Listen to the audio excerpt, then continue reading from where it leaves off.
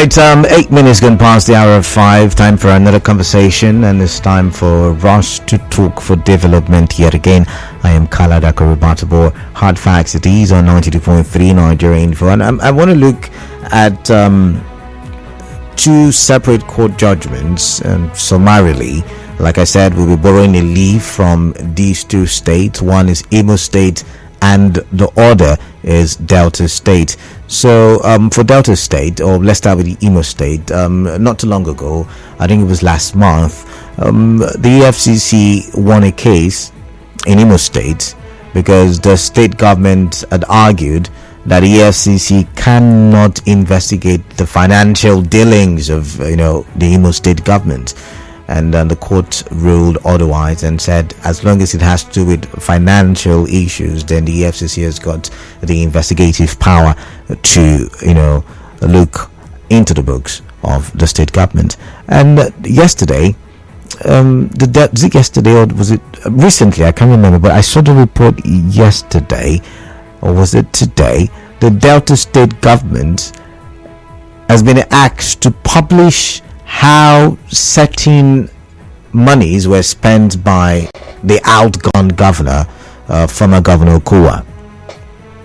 In that report, the judgment did say that according to the Freedom of Information law, that the state government should publish about is it 200 billion naira, how it was spent by Okowa when he was in government, the money is collected from the universal basic education, how that was also spent, talked about publishing the budgetary allocation and how it was spent. Summarily, it was asking for the government to make public how monies were spent from 2015 to 2019, I think. Yeah, 2015 to 2019. And the first question that came to me was, Delta State receives the highest allocation when we talk about the federal sharing formula for states. Yeah, Delta State receives the highest. River State is it ranked second? I think River State is ranked second, and that's why I have decided to connect River State to this very conversation.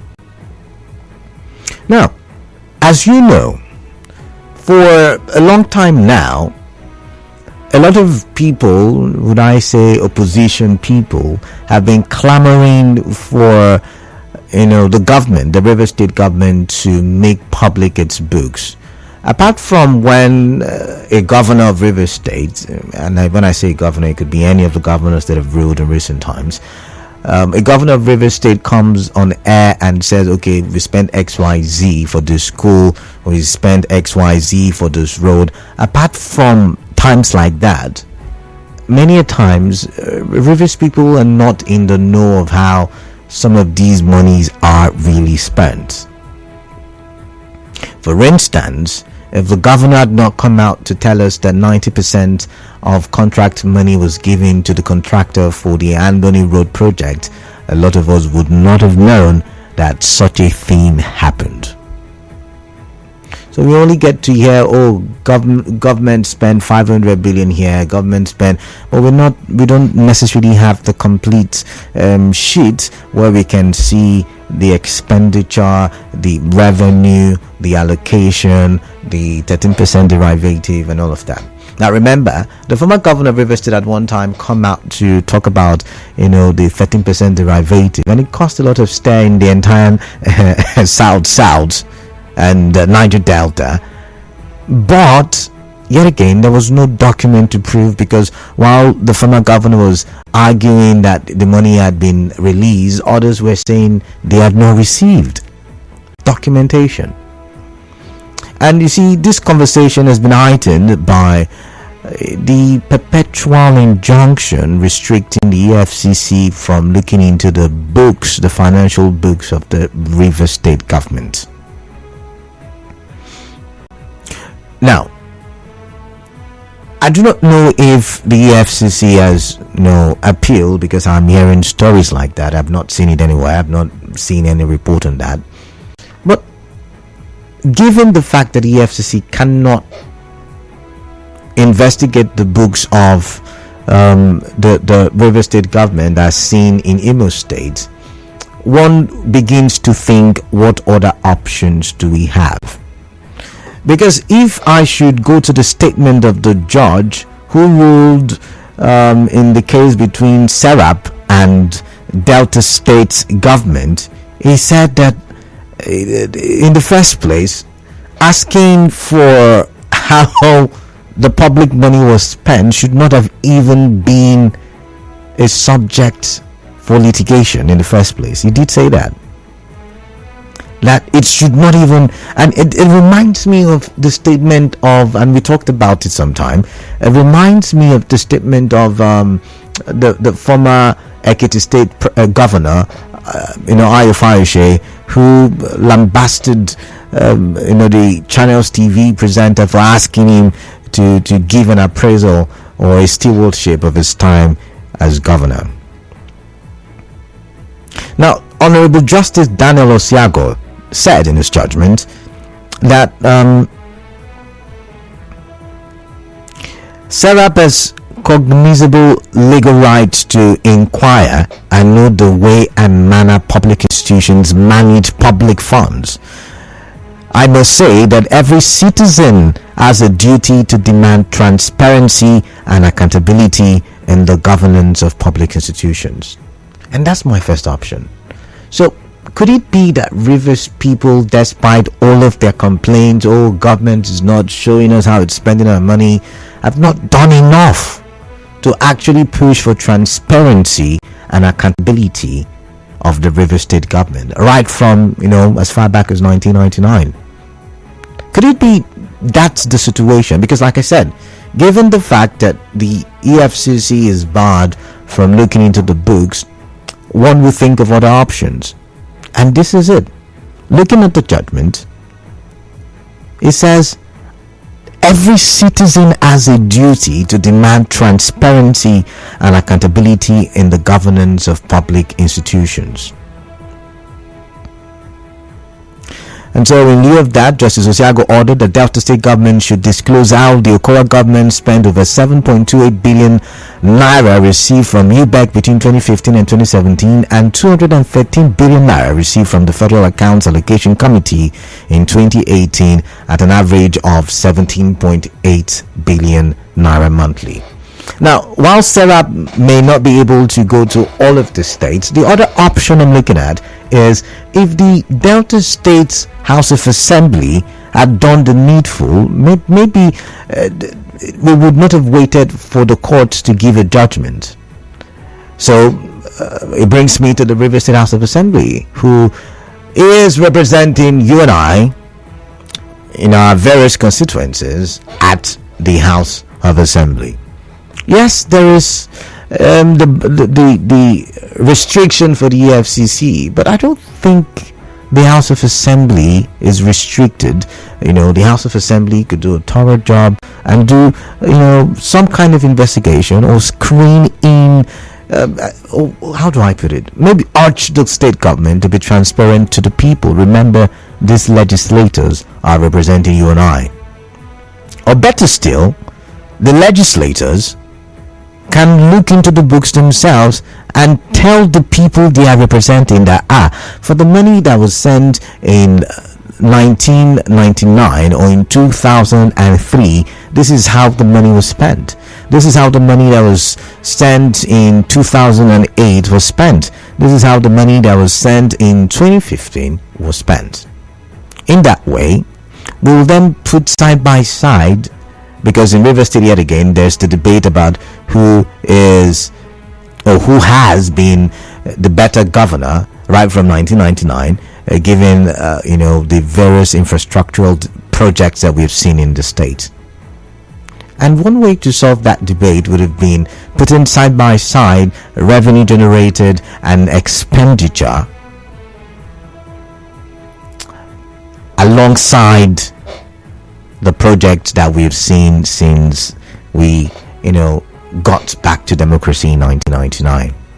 So I'm thinking, what options do we have?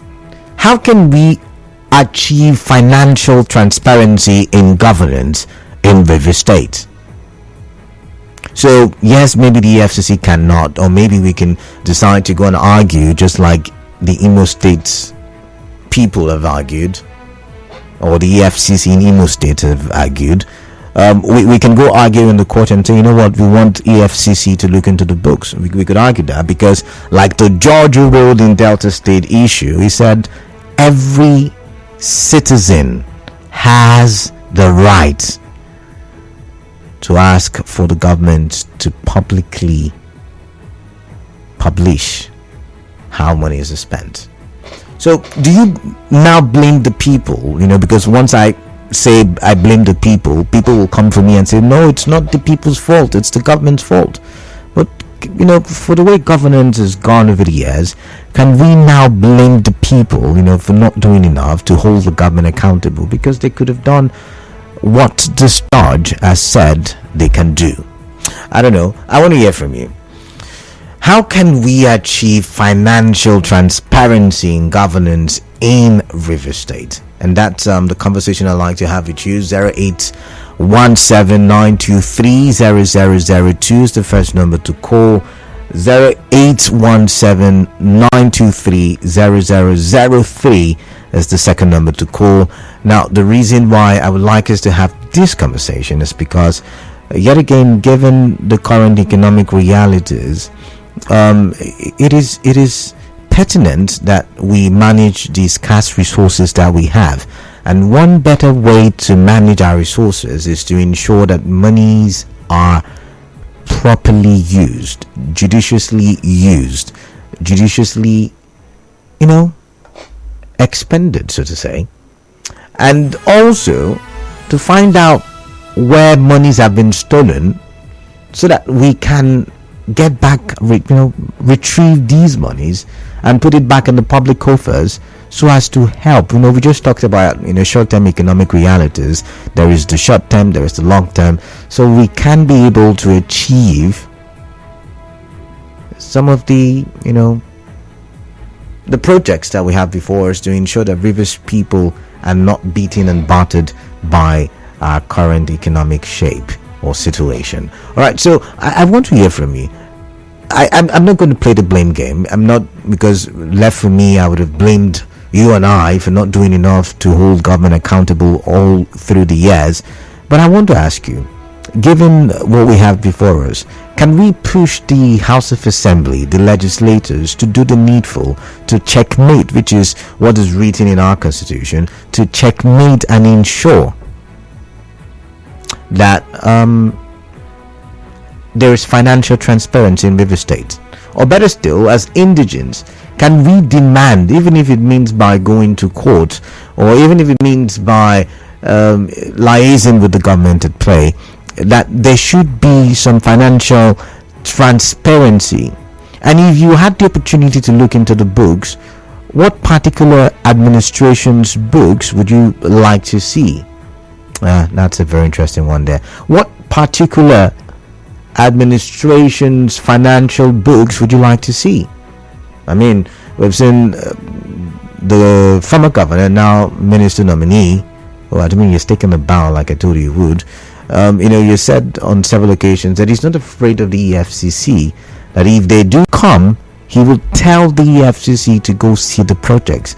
But I would rather that we see the books. I don't know about you, but I'm going to open the phone lines. Like I said, I've got a commercial break coming up in 3 minutes, so let's take one or two calls before that time. 0817-923-0002 and 0817-923-0003. For WhatsApp, use the number 0809-030-6416. You could also do Facebook, we're live, Nigerian for PH, Twitter, we're active, Nigerian for PH, and on YouTube as well. And let's get the conversations going. What do you think? What are your thoughts on this? How do we, or how can we achieve financial transparency in River State? Would you like to have financial transparency in Rivers State, that means you would have to play your role as well. All right, I'm going to go straight to taking this call. All right.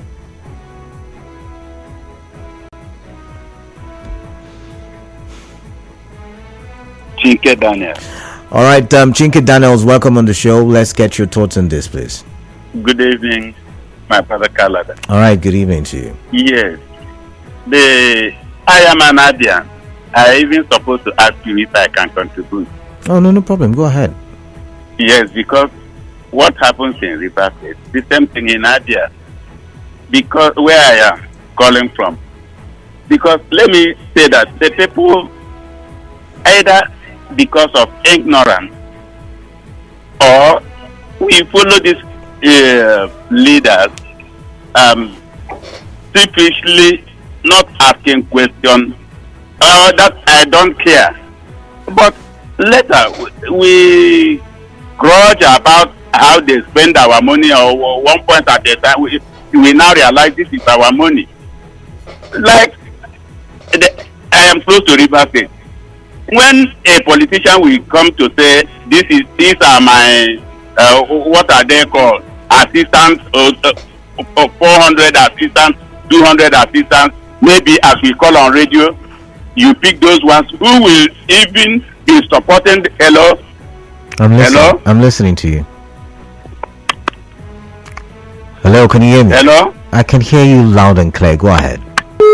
All right, so I guess we're having connectivity issues there.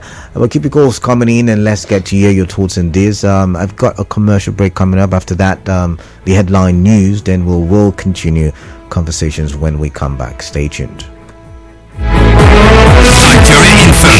Right back after this.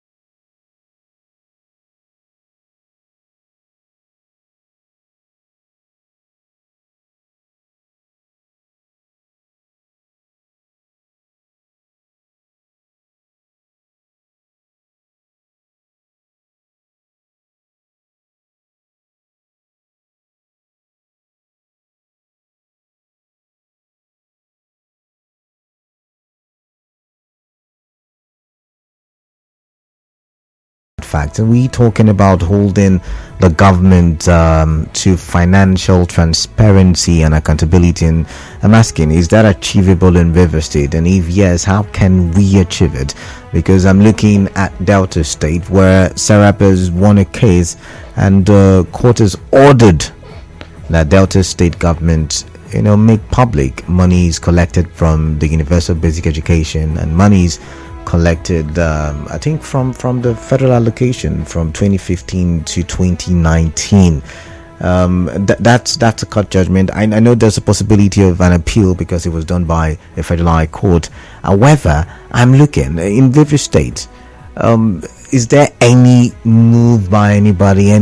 Is there anybody even looking at asking for some, financial accountability from the River State government? Why I'm asking is, for so long a time there's been the debate about the perpetual injunction stopping the EFCC from looking into the financial books. But what about other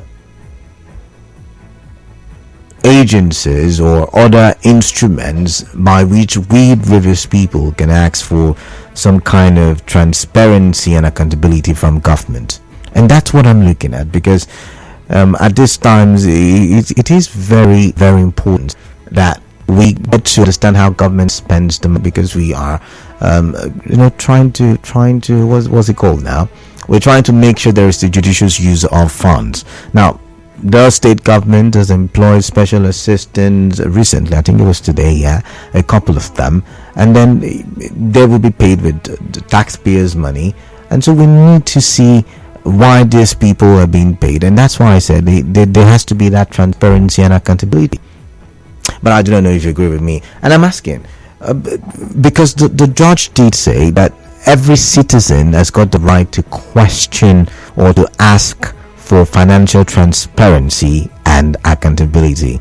And in River State, I believe that we have failed in that aspect, because all we do is complain, and nobody has ever gone ahead to, maybe go to court or basically ask the legislators who work for you and I yet again to, make public or even make use of the freedom of information law to get to know the situation of things in the States. All right, 0817-923-0002 and 0817-923-0003. I'd like to get your thoughts on these. For WhatsApp, let's use the number 0809-0306-416. What are your thoughts? What are you thinking about this? How do you think we can achieve financial transparency in River State? Do you've got an answer to that? I'd like to hear from you. All right, let's take this call. Hello, what's your name? Where are you calling in from? Hello? Yeah, welcome. What's your name? Good evening. Yeah, good evening. Hello, are you listening? Are you hearing me? I can hear you loud and clear. Go ahead. What's your name? Okay, that's good. So, talking about the past governor of River State, my brother, I just want to make it brief, because when I walk on the street of Port Harcourt, I see how dirty the place is. I want to compare and make we're not comparing. We're not comparing. My goodness. All right. Thank you very much. We're not comparing governments. Can we get? We're talking about financial accountability and transparency. To break it down, who has spent River State money better? Maybe that's the way I should put it. And I'm asking, what administration's book would you like to see?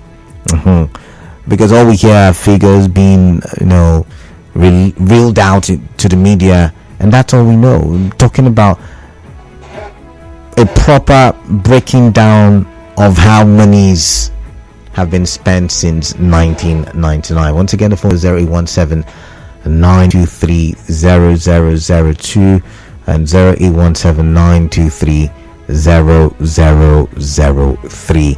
What are your thoughts? Keep your calls coming in, and let's have a conversation. So this one, okay, yet again not related to the conversation. All right, thank you nonetheless.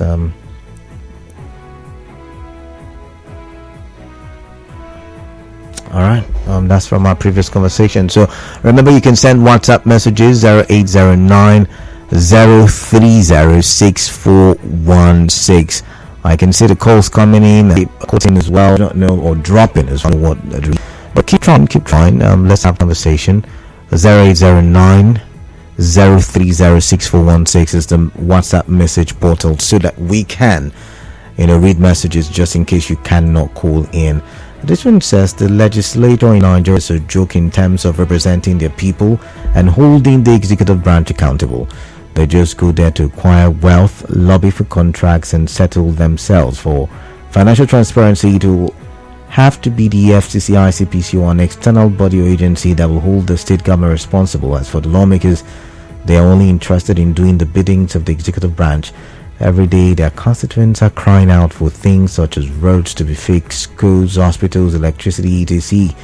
But they are ignored. Flat F from Port Harcourt. Flat Earth, but what about we the people? Like the judge did say, we also have got a role to play. We've also got a way of asking and demanding that the government be accountable. Have we done well in that respect, in that aspect rather? Have we done well? All right, keep your calls coming in. I'm waiting for your calls still. 017-923-0002 and 0817-923-0003. I'd like to get your thoughts. I'd like to get your thoughts on it. How can we achieve financial transparency in River State? Is it even possible in the first place? Is it something that is achievable? Is it something, given our history, all the way from Odele's administration up until now, is it something that we can achieve in River State? And like I told you some time ago, when it comes to the sharing formula, we top three. We top three. We and Delta and Akwa Ibom are ranked in the top three. But have we judiciously used? Right? I've got Obed, and Obed is calling from Jarrington. Good evening, Canada. Yeah, good evening. Welcome on the show. Yes, Canada. I think the only way we can be able to have access to accountability is when the civil society or EFCC to do the needful and quash the judgment, a fraudulent judgment that was given by the then Justice Buba, who we have alleged that was indicted on bribe a certain time ago, who gave that judgment of perpetual injunction. That is the only way for them to quash that injunction. I think that is the only way. Do you think the CSOs are ready? Do you think they're ready? They've got the capacity? I'm asking you're calling on the CSOs, to go and fight that judgment, and I'm asking you, do you think the CSOs are ready for such? Of course, the CSOs are ready, and EFCC has actually pursued that case before. I don't know if you remember. You understand? That is the only way, because the legislation we have in River State cannot do anything. You understand? Because ordinarily, they also are taking action to ask for accountability. Because you cannot finish a tenure in 8 years, and the people does not know and doesn't have access to budget. There is no breakdown in the budget of River State, and you only tell us that if that is done, you will go show the road. Is that how a leader should be? How to a leader to account to his people after 8 years? So I think you from this state and continue in their way. You understand? So I think CSO to put effort and EFCC to pass a fraudulent judgment, because the very judge that gave that judgment was indicted for all right, thank you very much. When you say indicted, was in. I can tell you. All right, thank you very much for calling in. Oh my goodness, I'm moving on. All right, the federal government, the person who sent in that message, the federal government is in charge. If you understand what I mean. So this says, good evening. I believe the right office to make inquiry about state financial accountability include the following: Office of the Permanent Secretary, Ministry of Finance and Budget Planning, Office of the State Auditor General, Office of the Accountant General, and finally the people in a town hall meeting. Thanks, the people in a town hall meeting. All right, Comrade Dom Wikike. Okay, let's see. For Rivers financial transparency, that court order preventing probing to Rivers Fund should be challenged and vacated by well-meaning citizens of the state. That has been the reason why the government is allegedly diverted over from the state coffers and was still presented. Okay, all right, thank you, Victor, from Igbima. This one says it is not possible for financial transparency in Rivers State because those supposed to push for it are afraid for their lives, and the legislative does not have the masses at heart but themselves and their families. They're seeing politics as business but nothing else. CP Uzuke from Eagle Island, thank you. I've got Jude from Omuma. Jude, welcome. Let's talk. Yeah, Canada. You're welcome. Yeah, there's a mix-up somewhere. The Freedom of Information Act, which Delta Serang got from Delta State. Yes, that freedom of information can be gotten even in River State here. No, you have the information from agencies of government, how the finances have been managed. If there are discrepancies, can you prosecute? That's the problem we have here. No. See, Jude, I mean, yes, prosecution is one thing. Investigating is another. I agree. But before we can argue about prosecution, should we not first know what really happens with the monies? I think first knowing how to spend the money. Although you are really very French, I can't hear you. But what I'm trying to say is, Freedom of Information Act, it's our right. Everybody's right. Like information, getting this or that from ministries of government. We have always gotten that. The thesis on what you have gotten. What are you doing? Because we're not prosecute. We have been getting that. Although it may say has it been made public. We get such a force, but we cannot prosecute because the perpetual injunction, which at the EFCC are the ones whom the Supreme Court has given ruling that they cannot prosecute any. All right, okay. And EFCC has not done anything to vacate that order. All right. Thank you very much, Jude. I've got to go to order. Okay, let me stop at that. All right, I've got to go to order callers now. Well, let's first of all look at this message. And the legislature is the weakest arm of government we have in Nigeria. They were supposed to have an oversight function on the executive, but they are having oversight function on their stomachs. They are rubber stamps, or terrible rubber stamps, she said. Let the people take back. All right, thank you very much. Keep your calls coming in. 08179230002, 08179230003. What are your thoughts? All right, I'm gonna go straight to taking this call. Hello. Hello. Yeah, good evening. What's your name? Yeah, my name is Chief Comrade. I am calling you from my headquarters of Asaiton local government. All right, Braid, welcome. Yeah, Canada. For me, the way I look at it, the way we can hold the government to the accountability is that the federal government will also help us. As much as they give them the allocation, I think they will take public the figures for each state and even the river state. No. For the federal allocation, Braid, we get to know because once in a while NBS would release statistics and data, so we get to know how much has been given.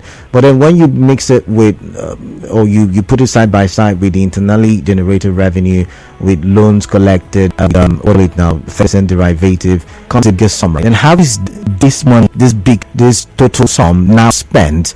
That's where transparency comes into play. Yeah, we know the DRO, because the RDRO, we don't know about it. And also the 13%, the 10% oil derivation. Let's say, I do yet again, braid. No, we are talking about DRO. That is the 10%. What is close that way? Oh, true. We not know. And also the 13% oil derivation. So is being given to the state. So what no? So how can we really go in and know how much? Because the government of the day is not ready to declare the for the month. How much that current paid? How much also collected from the people? How much is that one is, and also the impediment in the city and the people is also affecting other NGOs not to go to court, because if that impediment is not removed, you go to court will just struck off your matter. Why would court struck off your matter? I mean, that the court judgment said EFC did not say you and I cannot ask for some rights of ours. Like the last administration promised Rivers people that every month they would declare our allocation, but they don't do it, and because of the issues that they emanated from the court, people were afraid going to court with the government. Right. So that is the current situation that Rivers State is, and the government is taking that for granted. Any government that comes in are taking us for granted. Because of that, they will just get up, they will spend so nobody is accountable. There is no even a bidding of the job. You don't see which company that is bidding for the job, and all the rest. There are a lot of bottlenecks. I don't know how court could be able to come in and do justice because of the impediment. I don't think there is anything one could do right now. All right, then. Thank you very much. Thank you, Braid. All right, thank you, Braid. I've got to go. All right, okay, we lost that connection. Keep your calls coming in. 017 923 0002 017 923 0003. Send your messages to WhatsApp 0809 030641. What are your thoughts? What are you thinking about this? How do we achieve financial transparency in River State? I like to hear from you, really, I do. All right, let's take this one. Hello, what's your name? Where are you calling in from? Hello? Yeah, welcome. This is Odes calling from Aoda. All right, welcome. The problem is our constitution, because right in that constitution, this fraudulent constitution, we have been advocating to jettison. You see there where it is shrined that the governor has a spare key to open the state treasury as well as the president to loot any amount of money, to spend the state money, the state fund as he will, and the immunity covers him. Go through that our constitution very thoroughly, you discover it, and that is what Minas has been advocating, that we should jettison this constitution, which we have done by constitutional force major. But we cannot, because the constitution continues there. All right, thank you very much. Thank you very much for your time. So I guess the caller was talking about immunity and how the president and the governors are are backed by immunity or covered by immunity. But hey, the governor may be covered by immunity, but what about the financial sector of the state? It's not covered by immunity, I guess. No, it's not.